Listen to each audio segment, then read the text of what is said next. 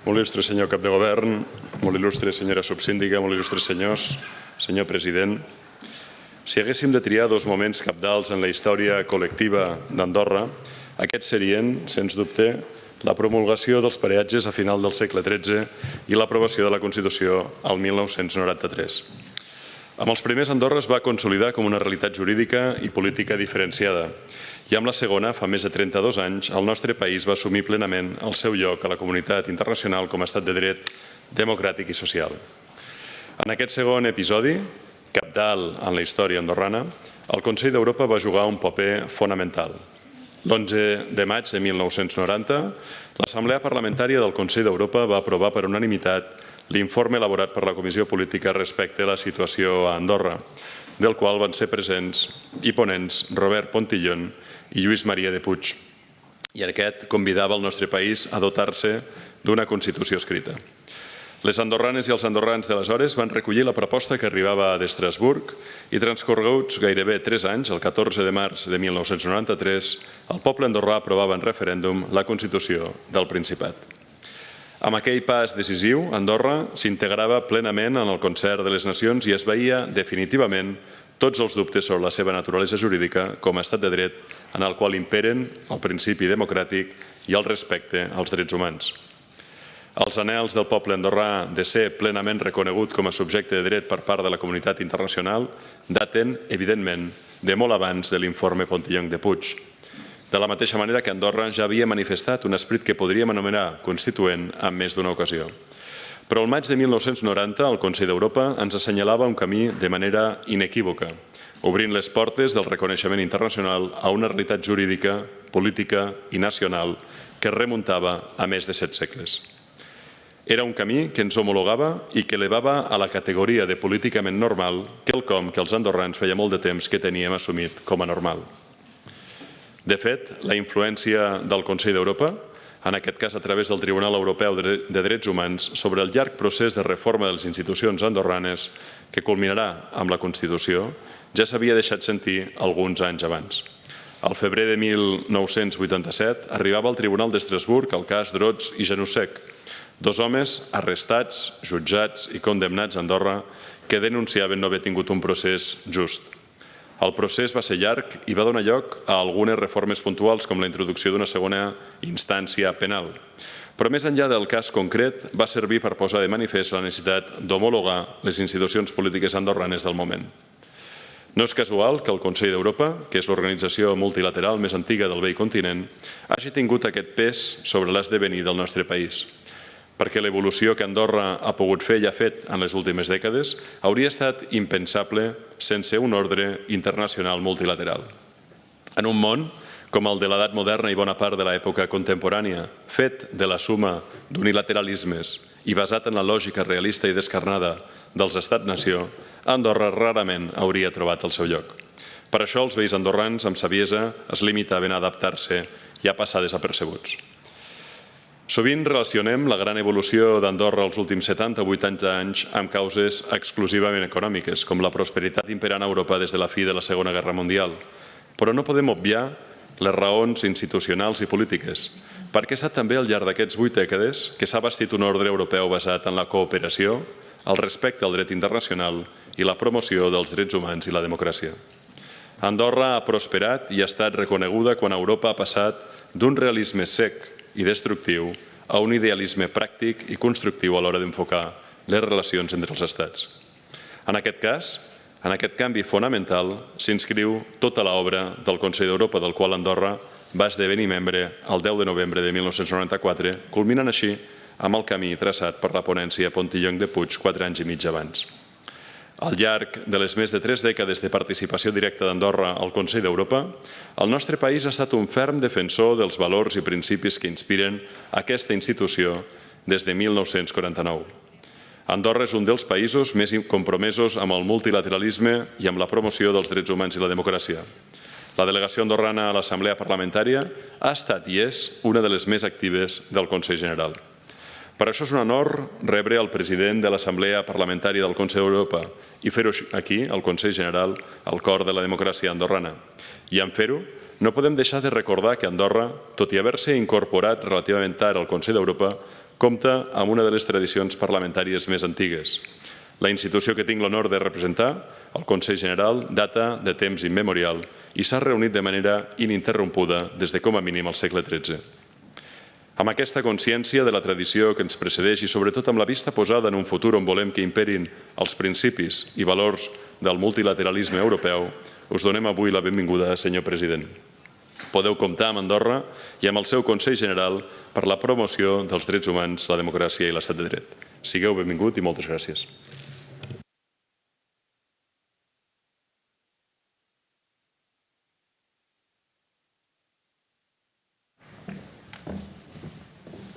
I thought that my associates would like me to improvise, but I think that I have brought a good speech, which I hope you will like. Dear Prime Minister, dear Xavier, Mr. President, members of the Conseil General, dear friends, as I crossed the high ridges to reach you, I thought of the myth behind this great mountain's name. According to Greek mythology, the Pyrenees are named after Pyrene, a young woman, whose name is coming from the Greek word pyr, meaning fire, and who was killed by Heracles, whether by violence or neglect. Heracles, deeply regretted and in mourning, he buried her beneath a pile of stones that rose into mountains. These stones gave life to a new world. The crime buried under them, even if committed by a hero, must not be forgotten. But the new world is thriving. And while I had these thoughts, the connection with Europe and Andorra came easily to my mind. Traveling to Andorra is an ascent, both literal and symbolic. I departed from the sea-level city of Athens. I boarded a plane and then continued through winding roads, climbing higher and higher until reaching this capital in the clouds.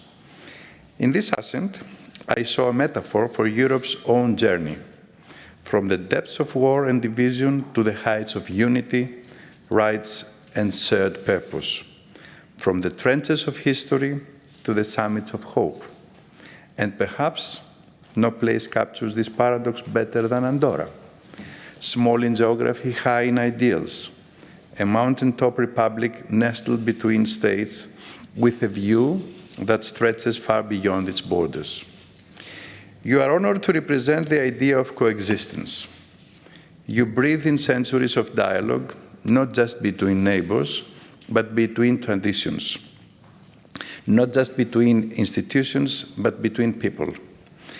I read that a historian characterizes your country as a land where history was shaped not by conquest, but by consensus. And that makes it all the more European. So I stand here today not to speak about small states, a phrase often used, but about big ideas, big contributions, big responsibilities. Andorra's voice in the Council of Europe, dear President, has always been strong and clear. It was your chairmanship of the Committee of Ministers in 2013 that gave rise to one of our most vital tools today, the reference framework of competences for democratic culture. In an age where lies travel faster than facts, this initiative teaches young Europeans to think critically, to distinguish between truth and manipulation, to build resilience not just digitally, but democratically. This is not a minor contribution. It is a legacy. And your delegation to our Assembly, Mrs. Bernadetta Coma, Mr. Czerny Escalé, Mrs. Meritsei Iacové, and Mrs. Susanna Vella, honors that legacy. Through words and actions, they echo the voice of a people who have long chosen dialogue over division. Recently, your Prime Minister, my dear Xavier Zamora, addressing the Assembly said, "In Andorra, our most powerful weapon is the spoken word. That is more than poetry, it is political maturity. And it is rare, you, dear Carles Ensenyat, during our recent speakers of the Parliament's meeting in Strasbourg, You have cited Václav Havel. Democracy is not just a system of governance, it is an attitude toward life. And I agree. Democracy is not an institution, it's a daily decision, a practice, a discipline. And speaking of democratic practice, let me congratulate you on achieving something truly exceptional. Today, your parliament, and I hope that I'm not wrong on that, is made up of 50% of women, 14 out of 28 members. Until now, I proudly believed that the Parliamentary Assembly of the Council of Europe was leading the way in gender equality, with 46% of our members being women. But you, dear colleagues, have broken the best record, and I believe you have done so not just in numbers, but in spirit, by proving that equality is not an aspiration, but a fact of your democratic life. As a fact of democratic life, we need to work closely to the Council of Europe and teach the youth about democracy. That is why I will soon be writing to all ministers of education across the Council of Europe to propose a new tradition, a Council of Europe hour in every school, a moment each year for students to learn not just what democracy is, but why it matters, a moment for young Europeans to meet their continent not through history book alone, but through values. Dear friends, we live in a time of proximity and paradox. Our economies, our news cycles, our devices bring us closer together than ever. But the suffering of others often feels distant. Let us imagine for a moment, what if Andorra, peaceful, proud, and poised, was attacked by a foreign power? What if children here fled the schools? What if voices were silenced? What if mountains turned into battlefields? Would Europe remain silent? Of course not, because a death in Kiev, a death in Gaza, or in a small Pyrenean village is not only a human death, but a wound on democracy's body. Our interconnectedness is not just about trade and technology. It is about empathy, solidarity, justice. That is why we expelled Russia immediately after the invasion in Ukraine. And that is why our Assembly was the first to call for a special tribunal to prosecute the crime of aggression against Ukraine. This year, dear colleagues, we mark its 75th anniversary of the Human Rights Convention. Not just a milestone, but a call to duty. Let us honor it, not just with speeches, but with actions. Andorra has done so.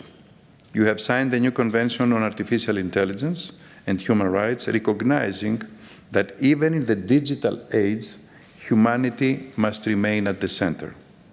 And beyond institutions, I want to speak of individuals, of those whose names we do not always know. I think of the anonymous teacher in a small village school who explains to children the meaning of liberty, of the journalist who resists pressure to write falsehoods, of the judge who applies the law without fear, of the local artist who makes truth speak by his or her paintings, or the civil servant who ensures fair elections. These people do not carry weapons, but they protect our freedom every single day.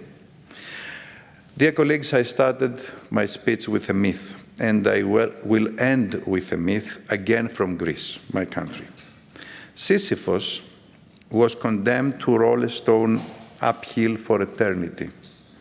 It seems the ancient Greeks were obsessed with stones. The giant Polyphemus held boulders at Odysseus, and when they weren't throwing stones or pushing them uphill or burying someone under them, they were shaping them into temples, sculptures, and monuments of astonishing beauty. Sometimes building a better world can feel just like that, endless, exhausting effort. Though here in Andorra, You certainly don't need more stones on your beautiful mountains. You fulfill Albert Camus' approach. One must imagine Sisyphus happy, because hope lives in effort, and effort is the seed of progress. So let us keep pushing the stone, let us keep believing in hope, let us keep building our united Europe, because the Europe we dream of, just like this land of high peaks and higher principles, is worth to climb. Thank you.